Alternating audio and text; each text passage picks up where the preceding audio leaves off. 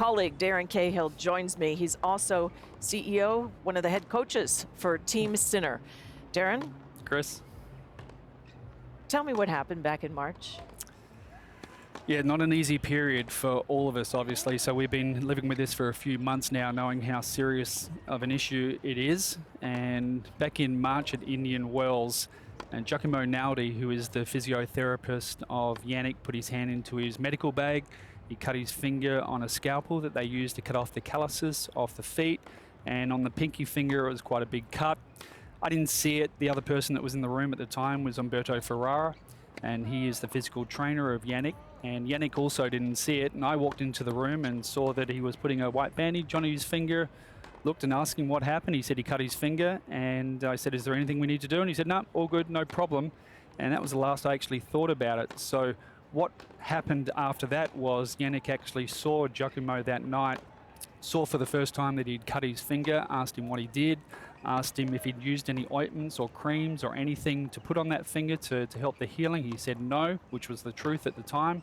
And then what happened after that was between Umberto Ferrara and Giacomo Naldi. So Umberto had a spray, which is quite common in Italy. I'd never heard about it before and never seen the spray. And he offered it to Giacomo to help with the healing. He had it for personal reasons, I believe. And from that, it had a banned substance inside that spray, which is quite common in Italy. And there's actually been a few cases of Italian players that have tested positive before with that particular spray. And over the course of the next week, Giacomo continued to use that spray to help the healing of his finger, unbeknownst to any of us. And with the treatments that he was giving to Jannik, somehow it passed from Giacomo's finger through to Jannik, and he tested positive. That's pretty much the summary for us. Jannik, everybody has to know that he had no part in this at all. He didn't elect to ingest anything. He didn't take any tablets. He didn't intend to cheat. Somehow he's tested positive through this connection with this particular spray from Giacomo through to Jannik. We don't know how. Working on the feet, a massage, whatever it may be, and he's given 2 positive results because of that. The element was clostebol, Yep. it's called, and the FDA here in the States does not allow it in U.S. products, Yep. but many in Europe and South America do, and as you said, it was in a bit of an antiseptic Yep. spray. How soon after the treatments that Jannik was receiving at Indian Wells did you receive the positive notification? No, we didn't know anything about it until after Miami. So Jannik got notification after Miami. A tournament he won. That's right, that he'd returned a positive test from Indian Wells, and straight away they worked it back to knowing that it must have come, because they saw the product, it must have come from this particular spray which the physical trainer had on him. And so with that, they were able to determine very quickly where it may have come from. Then what happens from there is you go to sports resolution, because they give a suspension straight away. So to get that suspension lifted, Jannik's team had to go to sports resolution and have an emergency meeting. And the story was told exactly how it happened, that Jannik played no part in it, that he's incredibly professional, that he supports the anti-doping, that he does everything around his team to make sure that something like this should not happen. And they accepted how it happened, saw that it was no fault from him, so they allowed him to continue to play. And then the ITIA would do their due diligence and make sure that it was all credible. So he was provisionally suspended, but because of the emergency hearing, that was quickly lifted before it could interfere with any of his further tournaments. And that's through sports resolutions, yes. When you say his team went to explain what happened, who does that involve? Well, I'm sure it's the legal team, his lawyers, and certainly with corroboration with Giacomo and Umberto.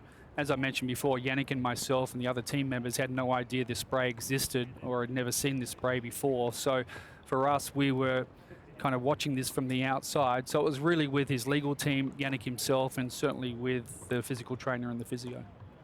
What was this product even doing in the bag? I'm sure that's a question you have all asked each other over and over. But knowing how players read labels and are so, to your point, Jannik is so professional, what was it doing there? We are all really well read in anti-doping and WADA rules, and Umberto's been in the game for 15 years. He's got degrees. He's owned a pharmacy in Italy. He's worked with many players here. He's in charge of Jannik's anti-doping, his diet, his physical training, everything surrounding Jannik off the court. So I can't answer that question. I don't know why. I'm sure he had it for his personal reasons, and probably should never have passed it on to Giacomo. Will the same team be here treating Jannik at the US Open? We only got the decision yesterday. We're working through that decision at the moment. At the moment, it's just Simona and I, the two coaches that are here, the tennis coaches that are here, and we're supporting Jannik at the moment. What effect has this had on Jannik? Yeah, look, honestly, it's been a tough situation. Everybody that goes through these situations really suffers. You know well and truly that I, from the outside, watched Simona go through her situation as well, and there was nothing fair in that, in watching her suffer through that as well. So to be inside the fence on this one, it was really difficult for me, and to watch him certainly suffer both mentally and physically. And I guess if you're not a Jannik fan, you may not see too much difference in what he's been doing the last few months, because he's still been playing quite well. But if you are a Jannik fan, you would have seen a big change in his body language, physicality on the court, his excitement to be on the court. Yeah, he struggled, and I think it's worn him down physically and mentally. He's gotten sick a couple of times. He got tonsillitis, which was the reason why he missed the Olympics. So we're not looking for any sorrow or anything, because we're quite thankful that there is no ban attached. But I just want to stress that he's a great kid. He's incredibly professional. He's maybe the most professional young man that I've ever had the chance to work with. He would never, ever intentionally do anything, and he's just he's in a situation which is incredibly unfortunate, and the truth came out, exactly what happened. There's no fault, no negligence, and hopefully he can get this behind him now and continue to play and get better. He put out, "I will now put this challenging and deeply unfortunate period behind me. I'll continue to do everything I can to ensure I continue to comply with the ITIA's anti-doping program. I have a team around me that are meticulous in their own compliance." And I'm sure, as a young man who, he has been very independent, as we know in the stories he's told us about his parents. He has overseen business Jannik from the time he was at quite a young age. I'm sure he'll see to that. Well, it's part also of the responsibility of every tennis player, is to put good people around them and make sure they're well educated in all the rules, whether it be ATP rules or anti-doping rules or gambling rules. And all of us are. We all attend all the coaches' meetings. We all read the WADA updated lists. We're all hopefully up to date with everything there is to know about anti-doping. And it's a long, long list, and you can't know everything, but common sense plays a big part in all of this as well. And so Jannik has made sure that everyone is incredibly professional in what they do. So he's done as much as he possibly can to protect himself from this happening. And unfortunately, it has happened to him. And yeah, I feel really bad for him that he has to go through this as well, because he doesn't deserve this. You brought up Simona Halb, and I want to be clear. Simona Halb, when she was suspended, they found roxadustat, which is something that's used to stimulate red blood cell count, and it's treated with for anemia patients. She was working with Patrick Mouratoglou at that time, and had been for quite some time.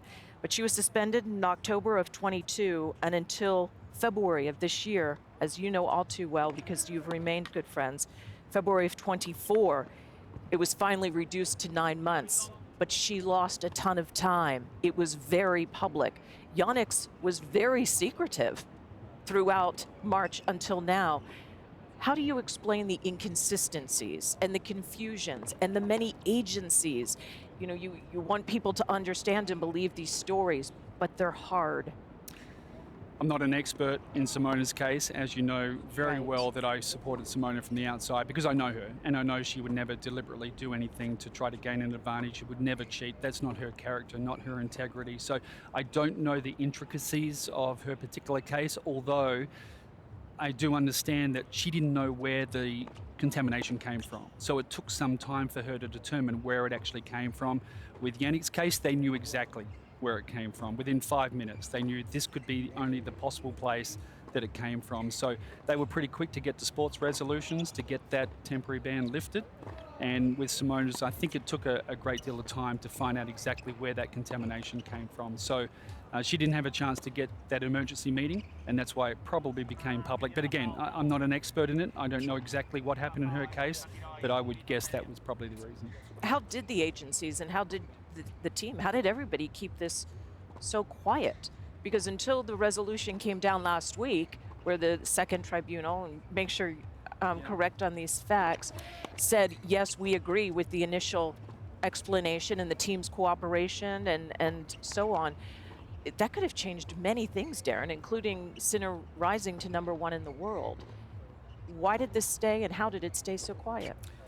Well, it stayed quiet because we believed he was innocent, firstly, and there was no fault from anything he'd done. And certainly that's what sports resolution applied to us as well, is that he could continue to play, and then the ITIA would do their due diligence on the case to determine whether or not a ban should apply.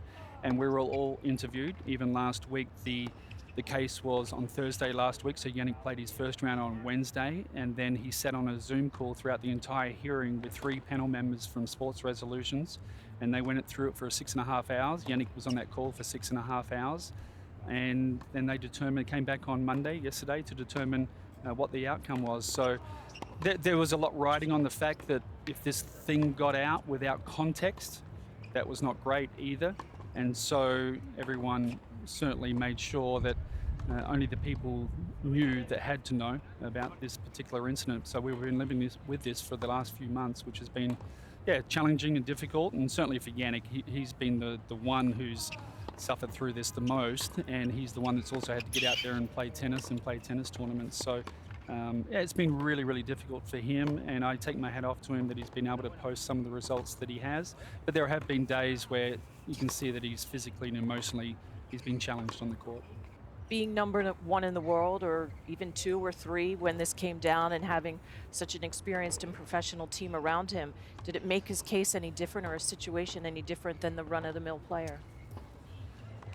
Meaning the ranking makes a difference? No, I don't think so. I think every case gets treated the same. The one thing that I will say, though, is that it makes it a little bit easier for someone that's highly ranked, because you can afford to fight this case properly and fairly.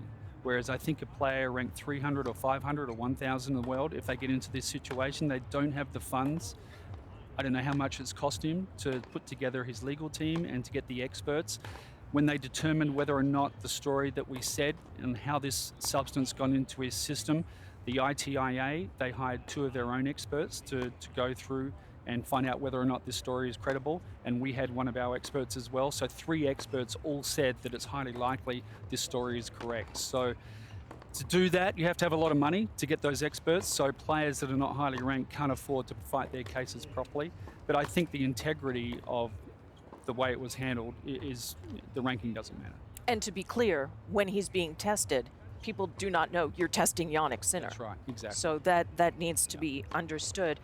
How do you handle the people who say, I don't care what he says, I don't believe him? That's okay. I think everybody's entitled to their opinion. I know this is a highly sensitive issue for everybody, all coaches, all players, all fans. I will just stress that, again, Jannik is the most professional young man that I've had a chance to work with. He's a good man. He's been brought up by wonderful parents. He's honest to the core. You can see that in the way he plays. He's in a situation where he's the innocent victim of a situation which is highly unfortunate, and he's paying a big price anyway with this coming out. Obviously, he loses his points and his prize money from Indian Wells, but that's completely fine as well, and that's the rules and regulations. But I'm very happy that they came back with this ruling, because I think over time this won't affect his legacy in the game. I think people will understand it when you read through the entire statement and what he went through and how they determined him to have no fault or no negligence. I think you'll understand it. So over time that'll be fine. Had they come back and given him fault, that would have been a real issue, and he would not have deserved that. Okay, one final thing just to confirm, at this point, no changes with the team. You'll figure that out over the next few days. It's just 24 hours old. Yeah. So we've just been surviving day to day for the last few months. So we will just keep pushing forward and see what happens. Okay, final word is yours before we go. Good to see you, Chris McKendry. I wish it was in better circumstances. It's been a challenging time for sure, but we'll get there, and hopefully he can get that energy back. He played well in Cincinnati, and all things considered, it was remarkable what he was able to do over there, and we'll try to get his spirits up and give it a good go here at the US Open and see what can happen. Well, we look forward to hearing from Jannik on Friday, unless he decides to talk earlier than that and get this out of the way. But to better conversations the next 2.5 weeks, friend. Looking forward to it, Chris. All right. Thanks, Darren. Thanks for coming in today.